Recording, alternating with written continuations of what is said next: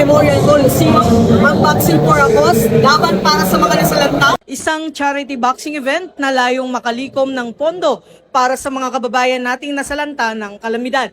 Dinaluhan ng naturang aktibidad ni Department of the Interior and Local Government, DILG Secretary John Vic Remulla, habang inaabangan naman ang lahat na pinakahihintay na laban sa pagitan ni Chief PNP Police General Nicolas Torre III at Davao City Mayor Sebastian Baste Duterte. Nasa venue na ngayon si Police General Torre III at inaasahang anumang sandali ay haharapin niya sa ring si Mayor Duterte. Dinagsari ng mga manonood ang nasabing Coliseum, patunay na mainit na suporta ng publiko sa adhikaing makapagatid ng tulong sa mga nangangailangan gamit ang palakasan bilang tulay sa pagkakaisa at malasakit. Mula rito sa Rizal Memorial Coliseum, ako si Patrolman Don Brosas, alagad ng batas, taga-tagumpay ng Balitang Pulis.